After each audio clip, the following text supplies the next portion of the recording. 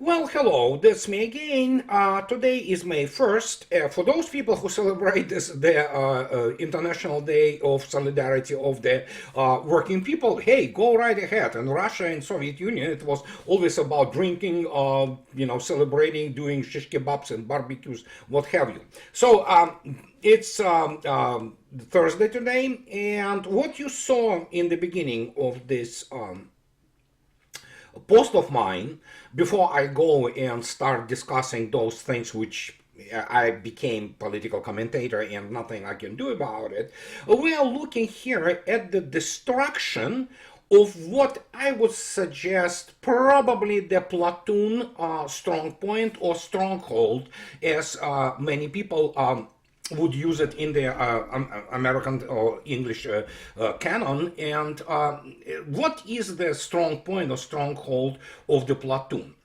It's the Ukrainian platoon, and what you see yourself, once the MLRS flies in, very little lives in this strong point. And if you take a look attentively, what how, for example, platoon strong point looks like, this is what it is.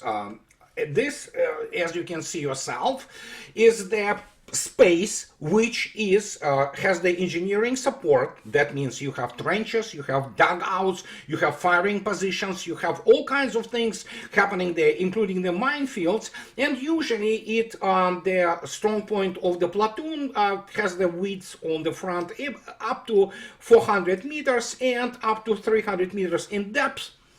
And obviously this is just the scheme of it, and if you take a look attentively how it looks like when it is being created or developed in defense, for example, this is the fire chart of what platoon commander will do when he will be setting up his platoon's strong point. And as you can see yourself, you get all kinds of the topographic, what is called tie-ins, topographic orientation. You develop their proper reference points.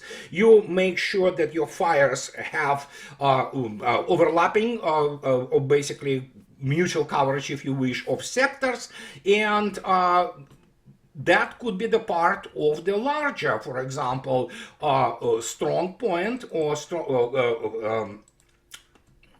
stronghold. This is, as you can see yourself, this is the company. A company, obviously, because it may have between 3 to even 5 platoons, depending on configuration. You can have the attached platoons, which are, for example, artillery platoons. And as you can see yourself, it already, of course, extends, if you wish, on front between 1 and 1.5 kilometers. And in depth, it becomes, obviously, up to 1 kilometer. And when you have you're commanding the company, you can have actually 2 echelons in the defense on your strong point. The gaps between platoon strong points are up to 300 meters. The platoon strong points are placed on the most probable axis of enemy advance in order to intercept the enemy. Well, but because we're looking at the special military operation here, and as you can see yourself, and that is the other point which I wanted to talk about today. Russians have a full of fire dominance, a preponderance, in fact, in this matter, so to speak, and they can use whatever they want and choose of their own choosing when they actually start to eliminating those strong points or strongholds. And as people who are there, and I'm talking about people of the senior rank, lieutenant colonels, who actually command formations there, as they say, that we do not really measure things in kilometers or even square kilometers. Well, they do, but it's not about that. This is not about capturing territory, as many people, for example, who went through the School of the Advanced Military Studies but from the Patton movie, it's all about how many of the strongholds or strong points you eliminate. And as you can see yourself in the beginning, there are you have all kinds of the fires there, and you can eliminate it by means of MLRS such as the Smerch. But of course, if tornado flies in, nothing lives there, okay, after that. And this is what happens, and this is what Russians have been doing, basically operating on the economy of force, which still brings us to the tally. Today, as you can see yourself, we have what we have this thing. We have, okay, it's slightly lower, but it's around pardon me, 1400 well, gonna be KIAs.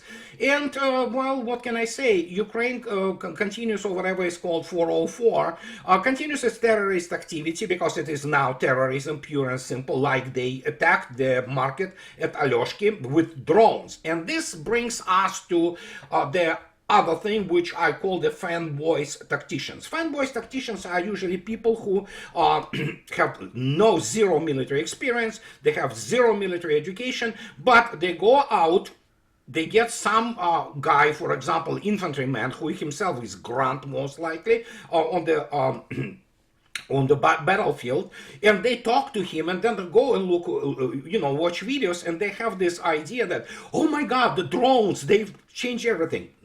Yeah, they changed a lot, but drones in and of themselves are actually not very, how to put it politely, fire expensive, if you wish. Not expensive in terms of money, they are not. It's in terms of the might of the charges. We're not talking about high-tech things like Lancet, Zala's corporation Lancets, which are, that thing can kill anything, including the most armored tanks. But no, the reason they see those drones, which is normal in terms of their application, combat application, is because they don't understand that still the main thing which kills everybody, pardon my French, on the line of combat contact are not drones. You can kill one or maybe 3-4 people with a drone. But when you have artillery, and artillery being missile artillery component of the infantry or ground forces, that's who makes and who does the most damage, as you saw yourself in the beginning of this video. So when all those masturbators say that, oh yeah, drones will change, and substitute artillery, no. And here comes this other operational level thing. None of them, nobody. By the way, me too.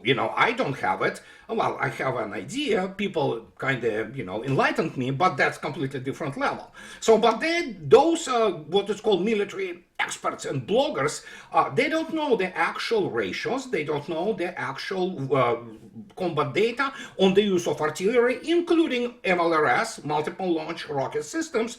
And so they strongly believe in this video game type feed, which they consume like what they are, they're fanboys, that, oh yeah, you fight only with drones. No, you still continue to fight with artillery and multiple launch rocket systems, some of them having a very long range fires, like Russian Tornado, which is a terrifying thing, which can carry the thermobaric warhead, and it can fly on the ranges above longer than 90 kilometers, and it's high precision weapon. It is GLONASS guided, so it's not good for anybody who thinks that they can win the war only with drones, especially when we have now the countermeasures being implemented. And so make no mistake, war remains pretty much the same, with some shifts, tactical shifts on the battlefield, and nobody says drones are not important. Of course they are important,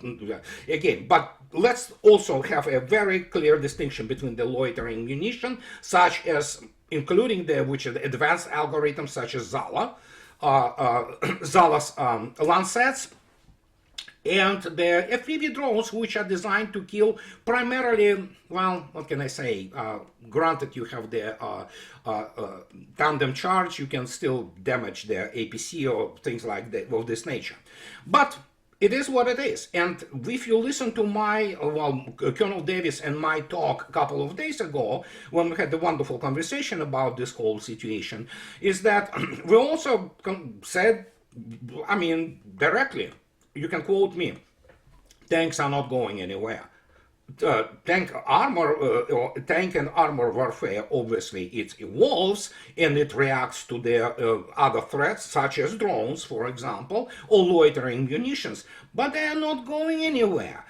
Those idiots who think that the war of the future, which is, by the way, happens right now, think that you have this bunch of those, computer nerds sitting and operating drones with their joysticks. No, the war remains about long-range, precision fire, high-precision fires, and those are primarily artillery and MLRS, and even tanks, which, of course, if anybody still forgets, they could be used on the short-range fires as their self-propelled artillery. For example, this T-14 Armata, where's Armata? Well, it was used already and is being tested, obviously, in the combat conditions, and it was used as the self-propelled gun. So, but what can I say? Evidently, those fanboys know more than military professionals, but what do we know? We are morons, of course. There's some computer nerd or some guy with their, national security, degrees. They know more, of course they do. But this is what I wanted to tell you from the beginning. And if you take a look attentively at, since we speak about area and range of of advance of Russians, here it is. If you can take a look at yesterday at Kursk and Belgorod maps. As you can see yourself, so Russians already took about 92 square kilometers in Sumy region. There are firefights, but as you saw yourself, they have no chance, actually, Ukrainian troops, to doing anything about it. The Kursk map is on the left, and Belgorod, they tried to do what they always do, to try to penetrate into some Russian borderlands, but as you can see yourself, they failed. They're primarily platoon-sized forces on DRG, the diversionary recon groups. They have been killed. So, and there you go. They also already driving now all those pickups like the Islamic State. So that tells you pretty much everything you need to know about the state of the material base of the armored forces of Ukraine. And that is why, for example, when many people talk about drones, have you noticed? There is very little of the Ukrainian artillery left. Simple as that. And that is why they have to go for drones, because they don't have all those weapon systems, all those artillery systems. They have very few of them. They have very few shells. And what can I say? If you don't have serious long-range precise fires with artillery and MLRS, don't even go fight Russians, because they will overwhelm you with the firewall, if you wish. But this is one thing which I needed to tell you about, and but because we have it's not breaking news, it was anticipated. And when you look at these people, and I spoke about this, for example, with Colonel Davis a couple days ago, and I spoke about this with Anya and Nima, if you listen to my videos with them, if you look at Mike Waltz, the guy's incompetent. I mean, I understand he graduated as some kind of armor force, officer from Virginia Military Institutes with degree in international relations. Okay, fine. But how the hell he ended up being Trump's national security advisor, being a neocon? And if you look attentively at his history, well, he was fired today, and you see this is Fox reporting, so it's not me, it's, he was, here it is. We can take a look that Mike Waltz, other National Security Council staffers out in latest Trump purge following Signal chat leak. Well, I think if you consider who Mike Waltz is, he's pretty dumb, and he actually the guy from the same root of Mr. Rumsfeld, Cheney, all those neocons and morons, basically, militarily incompetent people, which is becoming not the bug but the feature of many of these kinds of special forces. He went through the course of the Rangers or whatever, the special forces, and so the fact that if you think that he understands modern war, no, he doesn't. And so here we have the allegedly leaks. Well, I can tell you one thing, and you know what, I'm going out on a limb. I can tell you that those leaks, on Signal leaks, have been done most likely by him and his buddies from National Security Council, and this was against the obviously policies of Mr. Trump. And Mr. Trump, in a classic Trump fashion, he created chaos in his administration by, well, surprise, surprise, hiring a truckload of the neocons and warmongers. If you take a look at the history of Mr. Waltz, here it is. This is the guy who really have to be, he was a former congressman. And so look at this. Trump reported, this was last year, National Security Advisor supports bombing Russia in Afghanistan. There you go. The guy's a moron. So, and this is what have been explained about him. He obviously produced a bunch of the legislatures while being in Congress to, well, basically harm Russians. So, in the fact that Trump kicked him out together with a bunch of other neocons, well, it's a good sign, make no mistake. And the fact even now, the rumor has it that he might have Mr. Witkoff as his national security advisor. I like Mr. Witkoff in many respects. He's a kind of, businessman, a real estate financial guy, but he is not national security material. He is a good messenger, he is a good man, evidently, but his exploits with Russia were primarily of the messenger. And I'm absolutely flabbergasted by the fact that Colonel Douglas McGregor, who is fully qualified for the position of National Security Advisor, and he knows Trump personally, and many people in his administration know him personally, and he is not offered this position, which does not require approval of the Senate, is just beyond me. He is a former combat officer, he is the senior officer, he has a good understanding of the realities of the geopolitics. Good, not the best, but good. He is definitely a competent man. But here we are. Well, we'll see what Mr. Witkoff does, but you have to keep in mind what is happening. We are nearing the May 9th, 80th anniversary of the victory and over the basically dark forces, Nazi forces of Europe. But no matter what Mr. Witkoff does, no matter how much we talk about, well, people say, oh yeah, Trump signed something with, some resources deal with Ukraine. Oh yeah, that's significant. Not really, it doesn't matter. I mean, if it's not supported by anything which is constitute the legitimacy, and legitimacy comes most of the time primarily from the power, so what's the point? Yeah, I can sell you something on Mars. Anybody will want to pay money for me. Hey, call me. We'll write the treaty, and I'll sell you the pieces of the real estate in Mars. So, but that's what it is about this, resources deal in Ukraine. Absolutely insignificant. What's significant, however, after all this talk, and I repeat ad nauseum, read only primary sources. Don't read BBC, don't read Fox, or don't follow Fox or CNN. These are media whores. The only thing they will sell their children for just to have the story, okay? So they are prostitutes.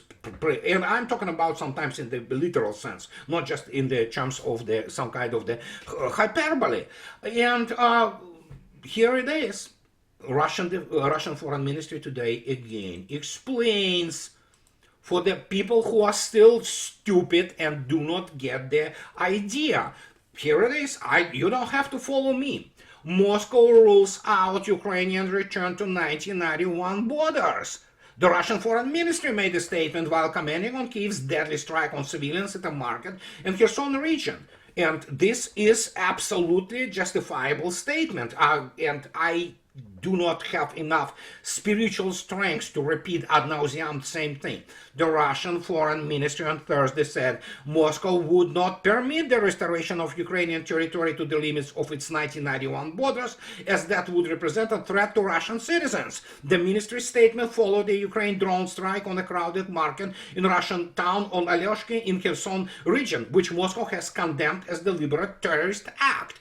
And what can I say? It's not only 99 borders, it's the fact that what Russia has now with all those plans, there's this Kellogg dude, the guy is utterly incompetent, and most American generals are in issues of modern war, and even he admitted yesterday, I believe, if not today maybe, that he, you know what, you have to give up territory to Russians. This is Kellogg, no less. This is the other neocon. This is the other dude who pushes all these insane things from the position of the delusion. He still thinks that United States militarily powerful. No, it's not powerful enough to fight Russia. And that's the point. You decide, basically establish conditions and matters in the diplomacy, or in larger sense geopolitics, based on your, well, not just potential. Russians already proved kinetically how they demilitarized essentially NATO.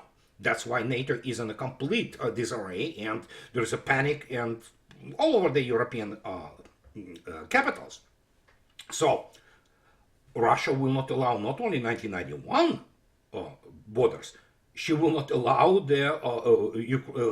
not allow Ukraine to have even what it has now, because all of those four regions of Russia now, Kherson, Zaporozhye, and Donbas republics, they are going back to their administrative borders of 1991, and that's it. But then, of course, we already know now that Russian, not just diversionary recon groups, they were operating there for a long time now. No, we're looking, as you saw yourself, in Sumy region, in Kharkov region, they are already deep in those territories. And even Kherson. And if people do not understand the significance of that, I'm sorry, guys, but the slaughter, so to speak, will continue, and nothing they can do about it. The only difference, so to speak, for the Trump administration is what did they decide in terms of either going out and be done with it, which 9th of May is coming, or they want to continue to do whatever. The United States is completely basically hollowed out in terms of its possible support with any kind of the war material for Ukraine. They know they are at the breaking point. They know. They have report. Mr. Trump is briefed by Pentagon. The problem, of course, that essentially when you look at Kellogg and you looked at Waltz, for example, those people they're not providing correct numbers. Another matter that we do have now Tulsi Gabbard, who obviously has some input on that. And that is why well, it's classic Trump, if you wish, So, and sadly, we have the repetition in many respects of his first term. But at least there is, which is positive development, Russians and Americans talk. That's good. And so, but Mr. Peskov today actually expressed some very strong feelings, which I support him completely, and I want to close this thing once and for all. So Mr. Peskov yesterday actually, thanks the United States for helping during World War II about the Lend-Lease. And but he expresses thing which the numbers are there, the history is there. It's just that they don't teach this proper history in whatever the military academies, let alone in universities in the United States, because primarily it is all about confabulating and rewriting history.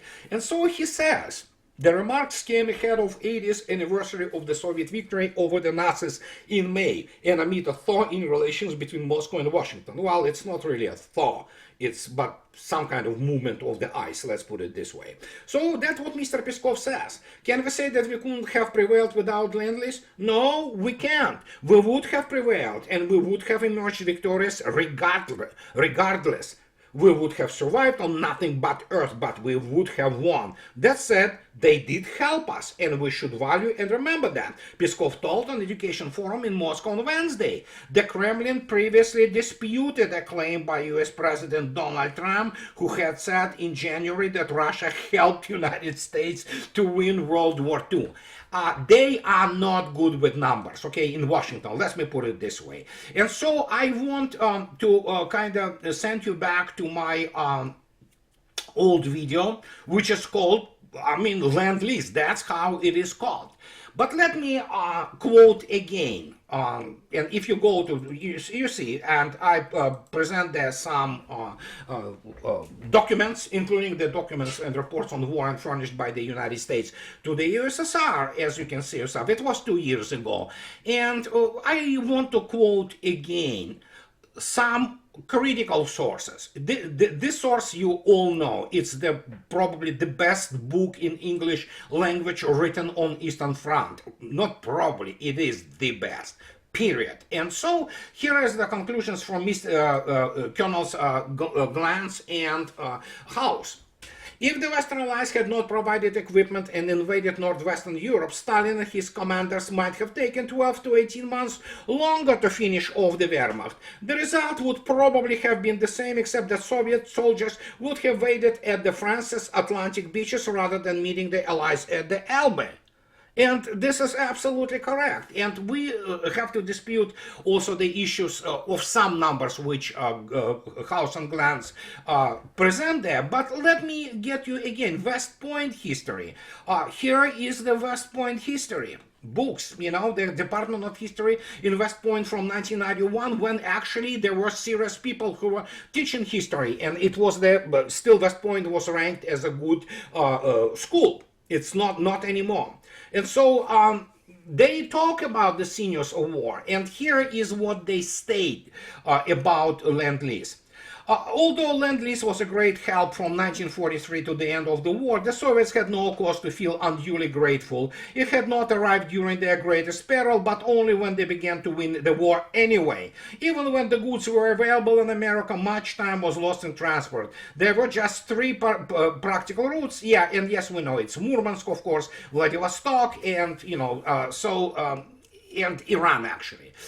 So what can I say? I mean, these are the people who are real legitimate scholars, unlike Mr. Trump. They are extremely well read. They are extremely well, endowed with including the intellectual tools and academic tools to understand what was going on. And so, considering the fact that we are nearing the 80th anniversary, and Trump, granted, he couldn't. Okay, we know that. And yes, United States was a great ally. You know, nobody argues with that. And you cannot say that they were brothers in arms, but certainly there was a great contribution from the American side for the war in Europe. But Mr. Trump obviously lives in the alternative universe when it comes to the actual stature of the United States.